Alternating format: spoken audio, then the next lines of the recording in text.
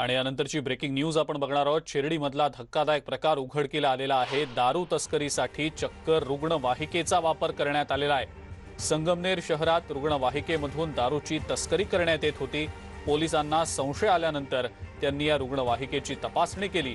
यावेळी 23,000 रुपयांच्या देशी दारूची तस्करी या रुग्णवाहिकेतून करण्यात येत असल्याचा धक्कादायक प्रकार समोर आलेला आहे। या प्रकरणी 2 आरोपींना ताब्यात घेतलं गेलंय।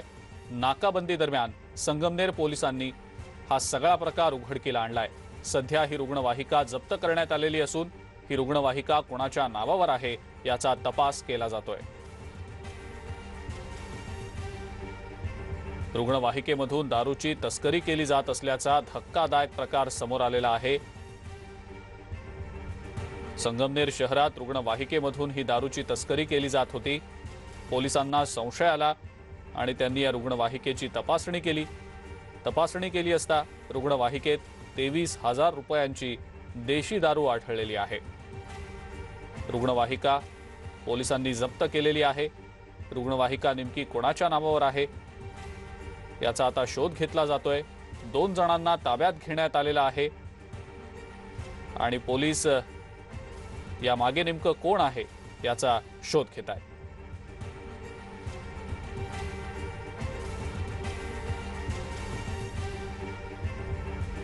संगमनेर शहरातला हा सगळा धक्कादायक प्रकार। नाकाबंदी दरम्यान रुग्णवाहिकेची तपासणी केली असता देशी दारूची तस्करी होत असल्याचा प्रकार समोर आलेला आहे।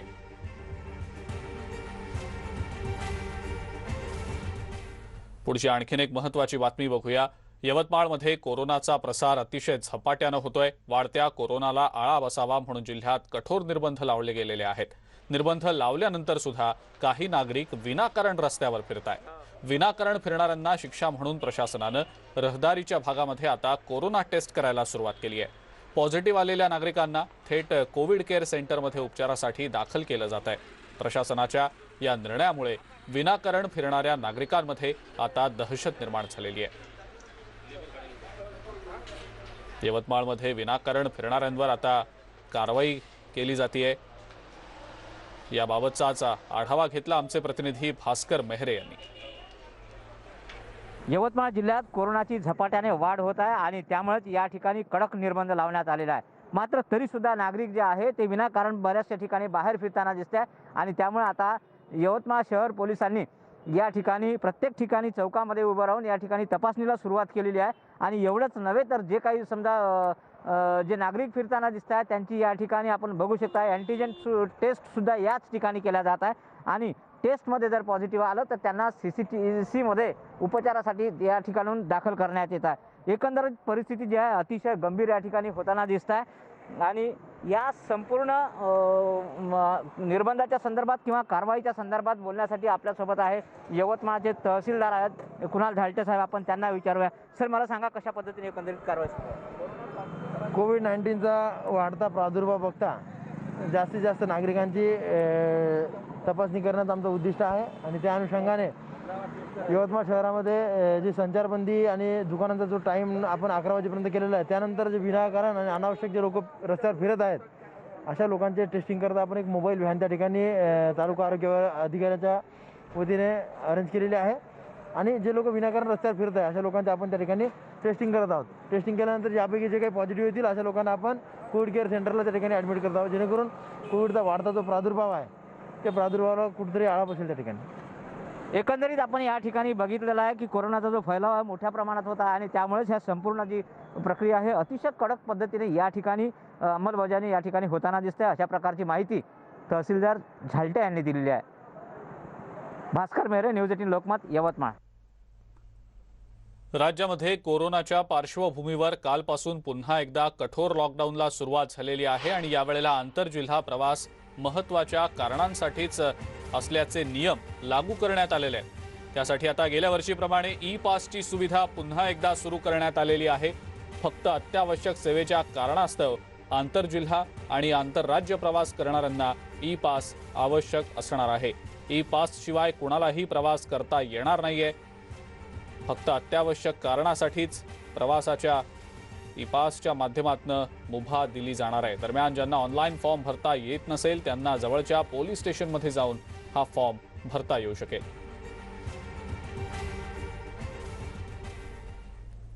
एका ब्रेकची वेळ झालेली आहे। ब्रेकनंतर इतरही महत्त्वाच्या बातम्या आपण बघणार आहोत। बघत रहा न्यूज 18 लोकमत।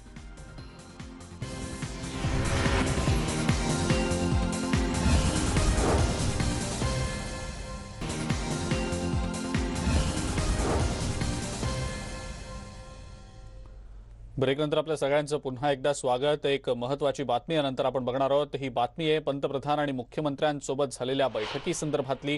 कोरोना संसर्गाच्या वाढत्या पार्श्वभूमीवर पंतप्रधान मोदींची मुख्यमंत्र्यांसोबत बैठक पार पडली।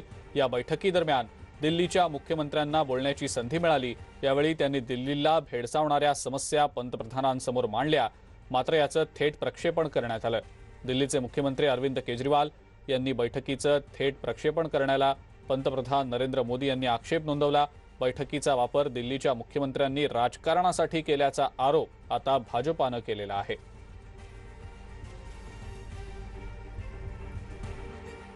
मेरा विश्वास है देश में अगर कोरोना के खिलाफ एक नेशनल प्लान होगा तो हम सभी राज्य सरकारें और केंद्र सरकार मिलकर इस दिशा में काम करेंगे।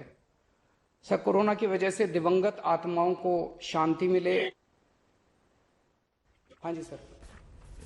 ये हमारी जो परंपरा है, हमारे जो प्रोटोकॉल है, उसके बहुत खिलाफ हो रहा है कि कोई मुख्यमंत्री ऐसी इन हाउस मीटिंग को लाइव टेलीकास्ट करे। ये उचित नहीं है। ये हमने हमेशा संयम पालन करना चाहिए। ठीक है सर, इसका ध्यान रखेंगे आगे से। सर, मैं सभी आत्माओं को शांति मिले जिन जिन लोगों का इस दौरान कोरोना की वजह से जिनका देहांत हो गया, और उनके परिवारों को दुख सहने की शक्ति दे।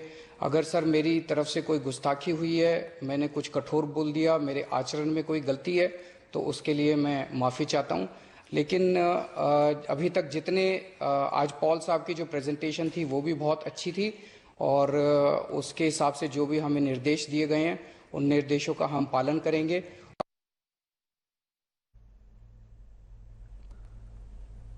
आणि याच संदर्भातली अधिक माहिती आपण जाणून घेणार आहोत। आपल्या सोबत आपले प्रतिनिधी प्रशांत लीला रामदास आहेत सध्या फोन लाईनवरनं। प्रशांत, केजरीवाल यांनी बैठकीचं जे थेट प्रक्षेपण केलं त्याच्यावर पंतप्रधानांनी आक्षेप घेतला आणि आता त्यावर राजकारण रंगताना दिसतंय, काय सांगता येईल त्याबद्दल?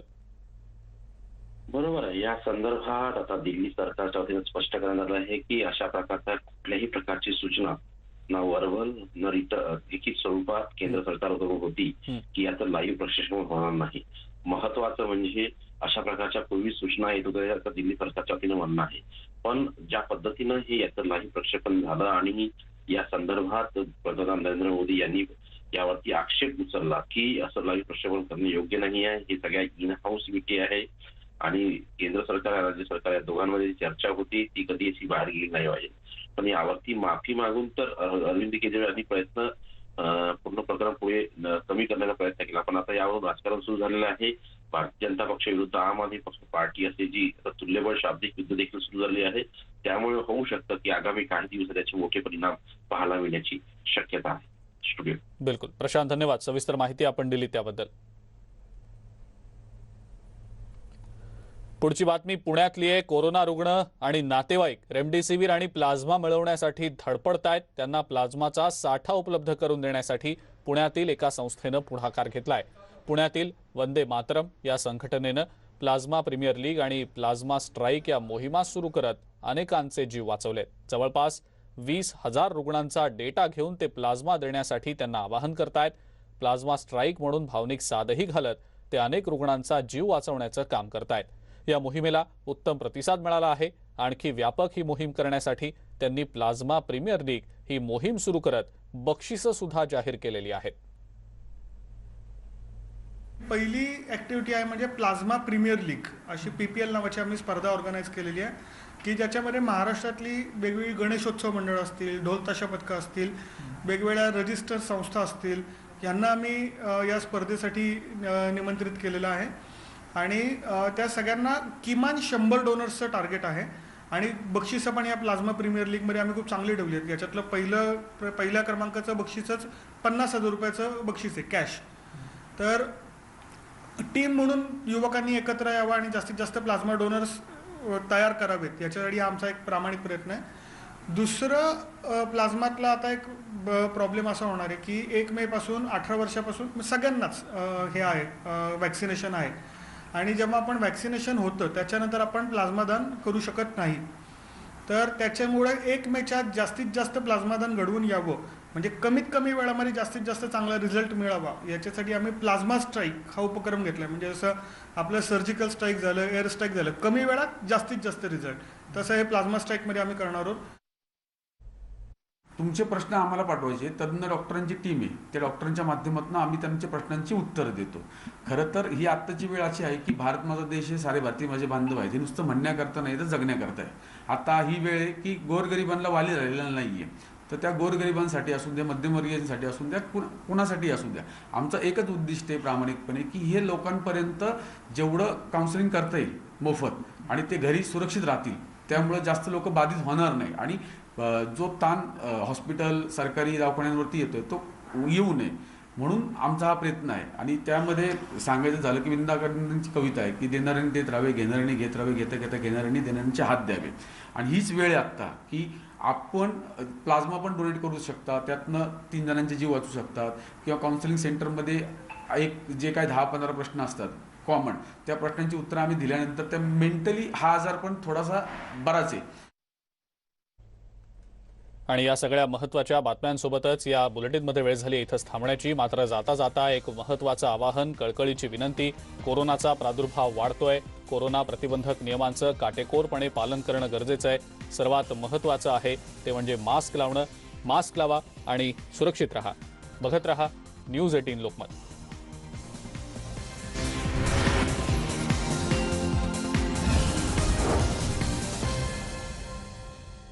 प्रायोजक